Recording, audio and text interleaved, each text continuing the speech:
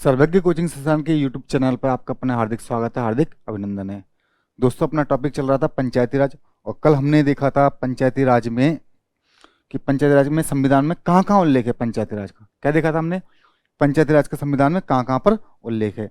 लेकिन मैं टॉपिक चालू करूँ उससे पहले मैं चाहूँगा कि आप चैनल को ज़्यादा से ज़्यादा सब्सक्राइब करें, लाइक करें, शेयर करें, और जो कमियाँ हैं, अच्छा है, कुछ भी है उसके बारे में कमेंट करके हमें ज़रूर बताएं। तो आज टॉपिक देखेंगे अपन कि पंचायती राज का विकास। टॉपिक का नाम क्या है? पंचायती राज का विकास।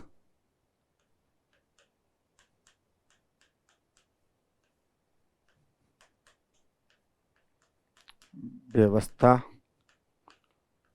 का विकास, किस तरह से इसका विकास हुआ था, किस तरह से मांग हुई थी, क्या हुआ था, क्या नहीं हुआ था, इन सारे सिनेरियो को अपन समझने की कोशिश करेंगे। ठीक है, तो चालू करें। तो चलो चालू करते हैं। सबसे पहले भाई, पंचायती राज की थीम आई कहां से थी? तो पहला सवाल ही मेरा ये कि पंचायती राज की थीम आई कहां से थी। तो मैंने आपको कल की क्लास में समझाया था कि पंचायती राज की थीम कहां से आई थी। महात्मा गांधी। कौन थे? महात्मा गांधी। महात्मा गांधी ने एक बुक लिखी थी, my picture of free India. Picture of free India.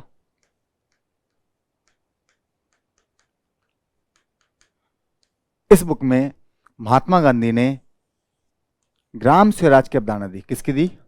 Gram Swaraj. किसकी अवधारणा दी थी? ग्राम स्वराज की अवधारणा दी थी। कौन सी पुस्तक में दी थी? My picture of free India में। आगे सुनना, आगे समझने की कोशिश करना कि जो महात्मा गांधी ने ग्राम स्वराज की अवधारणा दी थी, किससे प्रभावित थी? तो ये तीन लोगों से प्रभावित थी। कितने लोगों से? तीन। पहले आपने नाम सुना हो भगवान राम।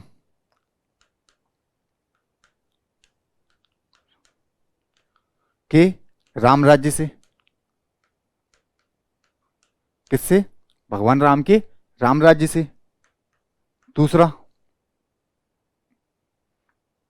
प्लेटो। एक प्लेटो के दार्शनिक हुए थे, और प्लेटो के रिपब्लिक, एक थ्योरी दी थी प्लेटो ने, रिपब्लिक। तीसरा थॉमस मूर।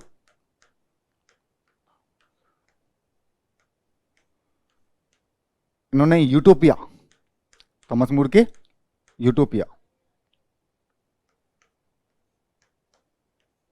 थॉमस मूर के यूटोपिया, इन तीनों चीजों से गांधी जी की ग्राम स्वराज की अवधारणा प्रभावित थी। कि गांधी जी चाहते थे कि भाई जैसे जिस तरह से भगवान श्री राम का राम राज्य था, भगवान श्री राम का राम राज्य था, जिस तरह से प्लेटो ने रिपब्लिक के माध्यम से एक राज्य की अवधारणा को समझाया। किसकी अवधारणा को समझाया?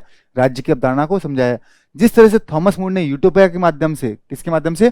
यूटोपिया के माध्यम से एक स्वर्गशील या स्वर्ग के समान किसकी कल्पना की है? राज्य की कल्पना की है। यूटोपिया का मतलब क्या हुआ? स्वर्ग के समान राज्य। स्वर्ग के समान राज्य कि जिस तरह से कल्पना की है, उसी तरह से क्या होना चाहिए? हमारा ग्राम स्वराज होना चाहिए। क्या होना चाहिए? ग्राम स्वराज, जिसमें शक्तियों का केंद्र कौन रहे? जनता। सारी शक्तियां किसके पास रहे? जनता के पास रहे। किसके पास रहे शक्तियां? जनता। शक्तियों का केंद्र कौन रहे? जनता। ऐसी अवधारणा किसने दी थी? महात्मा गांधी ने। कौन सी पुस्तक में दी थी? My picture of free India में। क्लियर है ये चीज? अब आगे देखना, आगे समझने की कोशिश करना कि भाई पंचायती राज का विकास किस तरह से हुआ है। तो ये अवधारणा समझ ली हमने, अब इसका विकास। तो विकास में सबसे पहली बात 1870। 1870 1870 में भारत के वायसराय गवर्नर जनरल थे लॉर्ड मेयो। कौन थे? Lord Mayo. इन्होंने सबसे पहले वित्तीय विकेंद्रीकरण की बात की थी। किसकी बात की थी? वित्तीय विकेंद्रीकरण।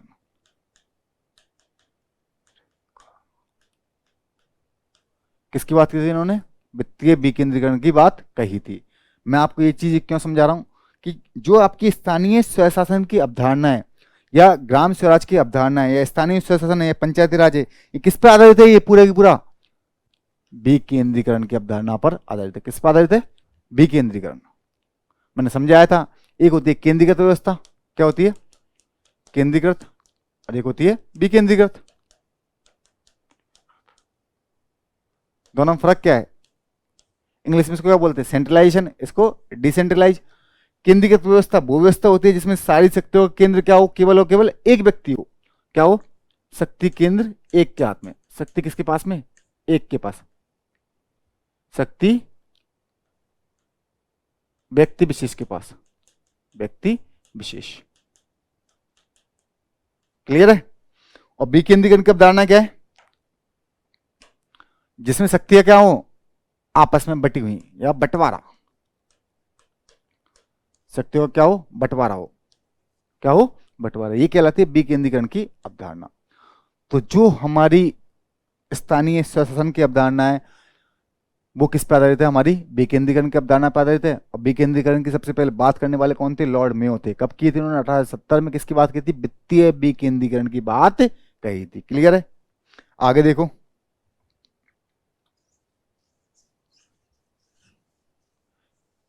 इसके बाद 1882 में लॉर्ड रिपन, कौन, लॉर्ड रिपन। लॉर्ड रिपन स्थानीय स्वशासन का प्रस्ताव लेकर के आए। स्थानीय स्वशासन प्रस्ताव क्या लेकर के आए, स्थानीय स्वशासन का प्रस्ताव लेकर के आए। और इसके माध्यम से इन्होंने कहा था कि भाई एक जिला बोर्ड, क्या, जिला बोर्ड किसका गठन किया जाए, जिला बोर्ड का गठन किया जाए। किसका गठन किया जाए, जिला बोर्ड का गठन किया जाए। साथ में ग्राम पंचायत,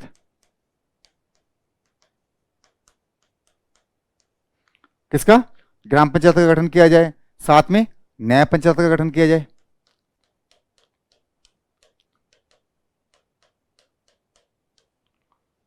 तो लॉर्ड रिपन क्या प्रस्ताव लेकर के आए कि स्थानीय शासन का प्रस्ताव लेकर के आए, जिसमें जिला बोर्ड के गठन की बात कही, ग्राम पंचायत के गठन की बात कही, और न्याय पंचायत के गठन की बात कही गई। इसलिए इस प्रस्ताव को क्या बोला जाता है, स्थानीय स्वशासन का मैग्ना कार्टा।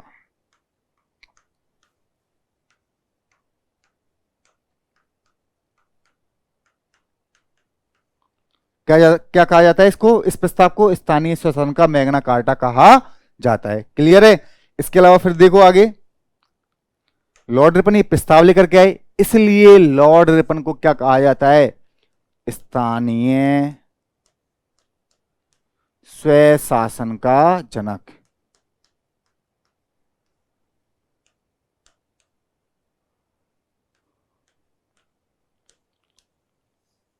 क्या कहा जाता है लॉर्ड रिपन को, स्थानीय स्वशासन का जनक। क्यों कहा जाता है भाई, कि ये क्या लेकर के आए थे, स्थानीय स्वशासन का प्रस्ताव लेकर के आए थे, जिसके माध्यम से जिला बोर्ड, ग्राम पंचायत, न्याय पंचायत के गठन की बात कही गई थी। इसलिए इस प्रस्ताव को क्या बोला जाता है, स्थानीय स्वशासन का मैग्ना कार्टा। अब एक बात बताओ मेरे को, मैग्ना कार्टा का मतलब क्या होता है, किसका, मैग्ना कार्टा का मतलब क्या होता है, तो समझना। एक राजा हुए थे इंग्लैंड में, कहां पे, इंग्लैंड। क्या नाम था इनका, जॉन शॉर। क्या नाम था, जॉन शॉर। इन्होंने सबसे पहले 1215 में, कब, 1215 में, 1215 में इन्होंने क्या किया था, सबसे पहले सामंतों के कहने पर जनता को कुछ अधिकार दिए थे। क्या दिए थे, अधिकार। और उन्हीं अधिकारों को क्या कहा गया था, मैग्ना कार्टा। क्या कहा गया था, मैग्ना कार्टा। इसीलिए तब से क्या नाम पड़ा है, मैग्ना कार्टा। आप जैसे पढ़ते हो कि भाई मराठा साम्राज्य का मैग्ना कार्टा, किसका, मराठा साम्राज्य का मैग्ना कार्टा। जैसे 1817 की क्या हुई थी, संधि हुई थी, वो क्या है, मराठा साम्राज्य का मैग्ना कार्टा था। जैसे आप पढ़ते हो भारतीय शिक्षा का मैग्ना कार्टा, तो क्या है, 1854 का डिस्पैच घोषणा पत्र, ये क्या हुआ, भारतीय शिक्षा का मैग्ना कार्टा हुआ। इसी तरह स्थानीय स्वशासन का मैग्ना कार्टा क्या है, लॉर्ड रिपन का स्थानीय स्वशासन का प्रस्ताव। क्लियर है? इसके बाद आगे देखो,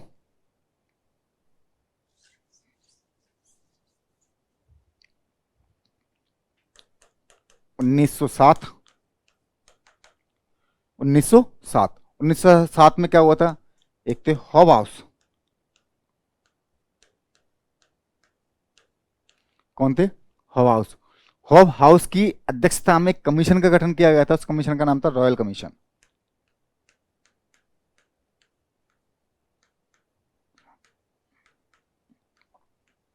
क्या नाम था? Royal commission. ठीक है। इसने क्या कहा जाता है भाई, इसने सबसे पहले विकेंद्रीकरण को लेकर के बात की थी कि भाई विकेंद्रीकरण करो। क्या कहा था इसने? विकेंद्रीकरण को लेकर के कहा था। किसके आधार पे भाई? सत्ता का। किसका?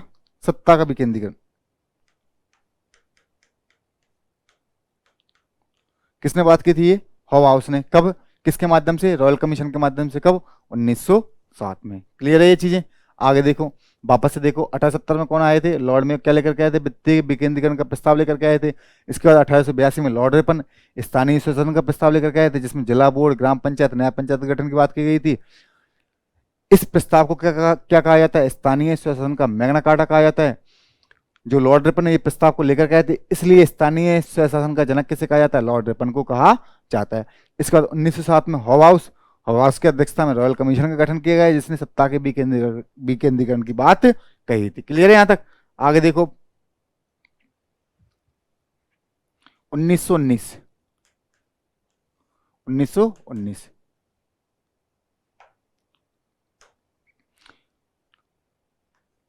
भारत शासन अधिनियम। भारत शासन अधिनियम, इसका दूसरा नाम क्या है? मॉन्टेस मॉन्टेग मॉन्टेग्यू चैम्सफोर्ड सुधार। क्या नाम है इसका? मॉन्टेग्यू चैम्सफोर्ड सुधार। 1919 भारत शासन अधिनियम या मॉन्टेग्यू चैम्सफोर्ड सुधार। इस अधिनियम के माध्यम से, इस अधिनियम के माध्यम से पंचायती राज संस्थाओं को, किसको? पंचायती राज संस्थाओं को क्या दिया गया था? वैधानिक दर्जा। क्या दिया गया था? वैधानिक दर्जा। साथ के साथ इसको किसमें शामिल किया गया था? हस्तांतरित विषयों में।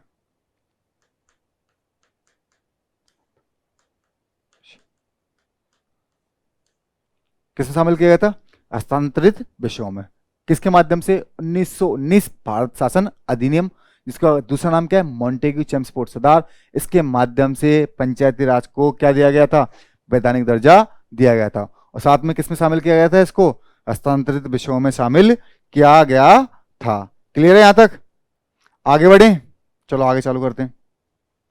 इसके बाद 1928 1928 1928 में राजस्थान की एक रियासत थी जिसका नाम है बीकानेर। क्या नाम है? बीकानेर। बीकानेर ने सबसे पहले क्या दिया गया? पंचायती राज को वैधानिक दर्जा। इसने क्या दिया? वैधानिक दर्जा। तो राजस्थान में सबसे पहले पंचायती राज व्यवस्था को, स्थानीय शासन की व्यवस्था को वैधानिक दर्जा देने वाली कौन थी? बीकानेर रियासत। इसके बाद जयपुर ने भी दिया था, सुरई ने दिया, भरतपुर ने दिया, करौली ने दिया, सभी ने दिया था। जयपुर ने जैसे 1938 में दिया था, ठीक है। भरतपुर, करौली सबसे लास्ट में 1949 में दिया था, है ना? क्लियर है? तो राजस्थान सबसे पहले कौन थी?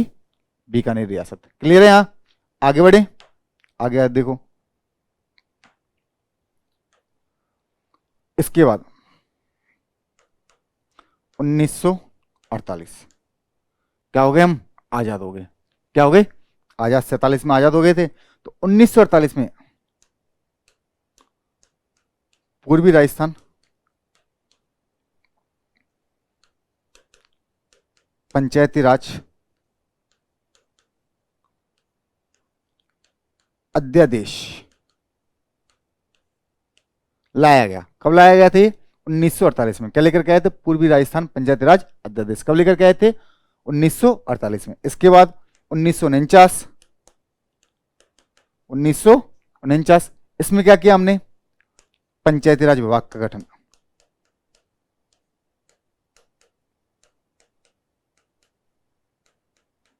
विभाग का गठन कब किया था? 1949 में। इसके बाद 1951 1951। इसमें क्या किया था हमने?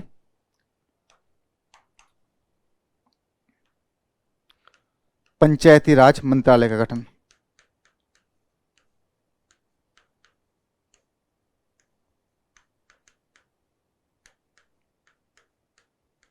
किसका गठन किया? पंचायती राज मंत्रालय का गठन। और प्रथम पंचायती राज मंत्री बनाया गया था किसको? एस के डे को। किसको बनाया गया? एस के डे। क्या बनाया गया इनको? प्रथम पंचायती राज मंत्री बनाया गया। क्लियर है यहां तक? आगे बढ़ो। 1952, 1952 में। और 1952 में कब? 2 अक्टूबर 1952, 2 अक्टूबर 1952। 2 अक्टूबर 1952 को एक कार्यक्रम चलाया गया जिसका नाम था सामुदायिक विकास कार्यक्रम। क्या नाम था? सामुदायिक विकास कार्यक्रम।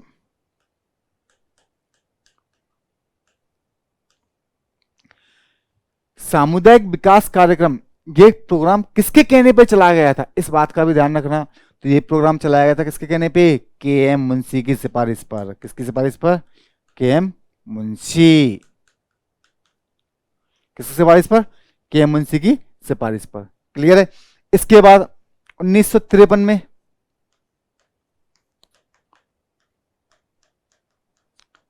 राष्ट्रीय प्रसार सेवा योजना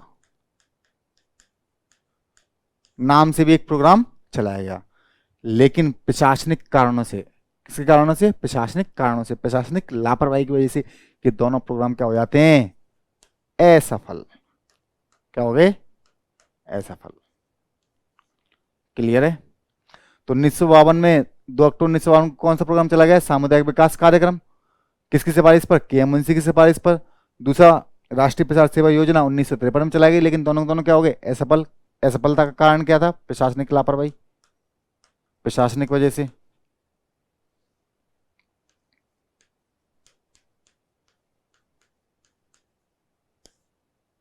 क्या कारण था इसका? प्रशासनिक कारण था। क्लियर है यहां तक? आगे देखो, आगे समझने की कोशिश करना इस चीज को। तो ये जो प्रोग्राम असफल हुआ था, इस प्रोग्राम की असफलता के कारणों की समीक्षा के लिए, किसके? सामुदायिक विकास कार्यक्रम के असफलता के कारणों की समीक्षा के लिए एक समिति बनाई गई थी। उस समिति का नाम था बलवंत राय मेहता समिति। क्या बनाई गई थी? बलवंत राय मेहता समिति।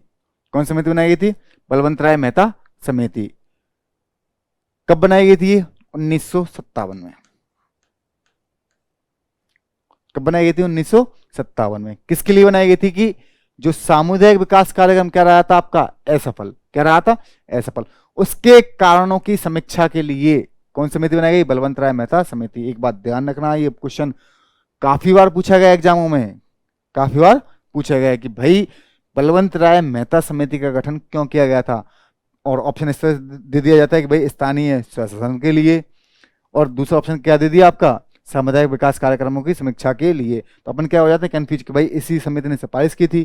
क्या की थी? सिफारिश की भाई पंचायती राज को क्या दिया जाए? संवैधानिक दर्जा दिया जाए। और इसी समिति को सिफारिशों को मान करके 2 अक्टूबर 1959 को हमने क्या किया था? नागौर के बगदरी गांव में पंचायती राज का शुभारंभ किया था। इसलिए हम क्या करके आ जाते हैं? स्थानीय स्वशासन या पंचायती राज से संबंधित जो भी ऑप्शन होता है उसको क्लिक करके आ जाते हैं, लेकिन ये गलत है। क्यों बनाई गई थी समिति? सामुदायिक विकास कार्यक्रमों के असफलता के कारणों की समीक्षा के लिए। क्लियर है ये चीज? आगे देखो, इस समिति ने अनुशंसाएं दी। क्या दी? अपनी अनुशंसाएं दी। अनुशंसा, इसके अनुशंसाओं को एक साथ पढ़ेंगे। जितनी भी समिति हैं सारी की सारी समिति की अनुशंसाओं को अपन एक साथ पढ़ेंगे। लेकिन इतना ध्यान रखना कि इस समिति ने जो अनुशंसा दी थी, एक अनुशंसा ये थी कि भाई क्या दो? पंचायती राज को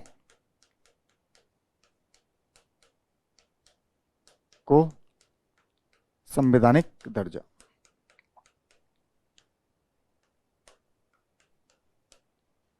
और इसी समिति की सिफारिशों को मान करके 2 अक्टूबर, कब?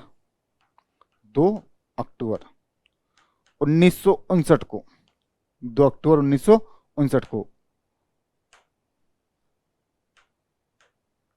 नागौर का गांव था बगदरी, क्या नाम था? बगदरी। 2 अक्टूबर 1959 को नागौर के बगदरी गांव में पंचायती राज संस्थाओं का शुभारंभ किया गया, उद्घाटन किया गया। किसके माध्यम से? पंडित जवाहरलाल नेहरू, JLN, जवाहरलाल नेहरू के द्वारा 2 अक्टूबर 1959 को नागौर के बगदरी गांव में पंचायती राज का शुभारंभ किया गया। क्लियर है ये चीजें? समझे? आगे देखो, आगे समझने की कोशिश करना। कब किया गया था ये? 2 अक्टूबर 1959 को। ऐसा करने वाला राजस्थान क्या था? प्रथम राज्य। सेकंड नंबर पे कौन था? तो सेकंड में कौन आएगा आपका? आंध्र प्रदेश। इसने कब किया शुभारंभ? 11 अक्टूबर 1959 को। 11 अक्टूबर 1959 को। क्यों? क्योंकि मैंने आपको पहले ही बताया था कि पंचायत राज किसका विषय? राज्य सूची का। राज्य अपने हिसाब से इसको लागू कर देते, अपने हिसाब से लागू कर देते। किसी राज्य में त्रिस्तरीय संरचना थी, किसी में चतुर्स्तरीय थी, किसी में द्विस्तरीय संरचना थी। ये पूरी की पूरी स्थिति थी। कब तक की? 2 अक्टूबर 1959 की। क्लियर है? आगे देखो, इधर से राजस्थान का समझने की कोशिश करना। सिनेरियो कि राजस्थान में मैंने आपको बताया था भाई पंचायत राज विभाग का गठन हो गया। इसके बाद 1953 में ग्राम पंचायत अधिनियम, इसी का दूसरा नाम पंचायती राज अधिनियम, क्या किया गया? पारित किया गया। क्या किया गया? पारित किया गया। कब? 1953 में। ध्यान रखना, बहुत बार पूछा गया है कि प्रथम पंचायती राज अधिनियम कब आया था राजस्थान में? तो कब आया था? 1953 में। कब आया था? 1953 में। और इसी में आगे आकर क्या हुआ था? संशोधन कब? 1994। राजस्थान पंचायती राज अधिनियम।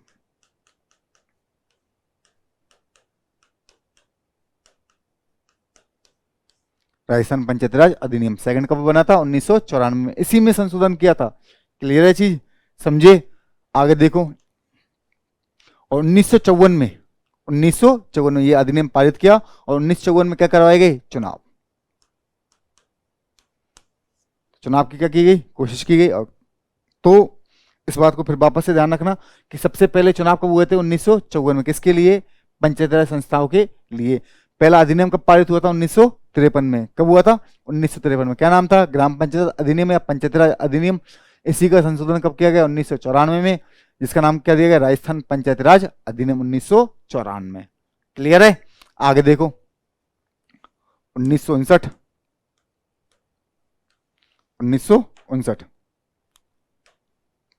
इसमें जिला परिषद एवं पंचायत समिति,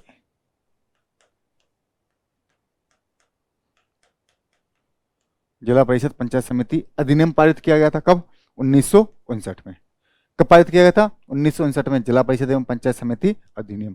क्लियर है? फिर बाद में मैंने बताया था ये सितंबर, ये थे सितंबर 1959 की बात है। कब की बात है ये? सितंबर 1959 की। 1959 की। फिर मैंने आपको आगे आपको समझाया था अभी थोड़ी देर पहले कि 2 अक्टूबर 1959 को कहाँ पे? बगदरी गांव था नागौर का, वहां क्या कर दिया गया? इसका पंचायती राज का शुभारंभ कर दिया गया। और 1960 में, 1960 में पहली बार संयुक्त रूप से क्या करवाए गए? चुनाव करवाए गए। कब करवाए गए? 1960 में।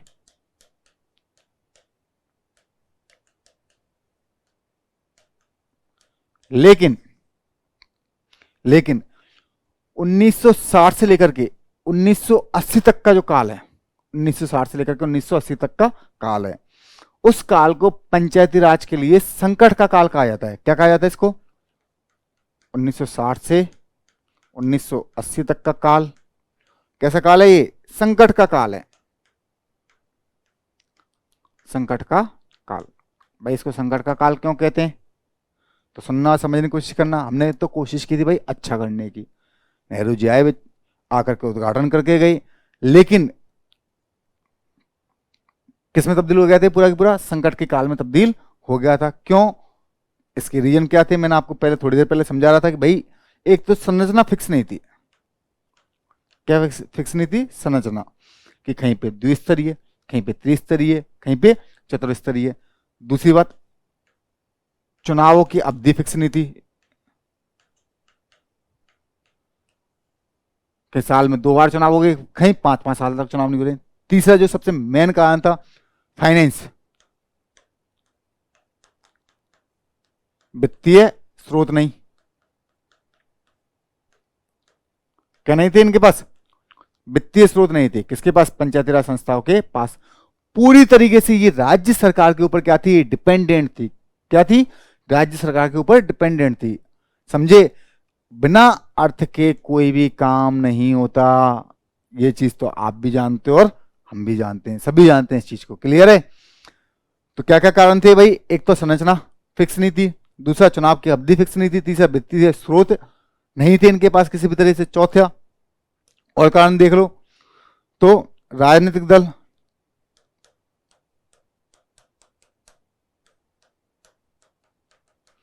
की कोई भागीदारी नहीं। क्या नहीं थी? भागीदारी नहीं। ये सभी कारण क्या थे इसके? असफलता के कारण थे। इसलिए इस काल को क्या बोला जाता है? संकट का काल कहा जाता है। क्लियर है? Thank you, thank you so much.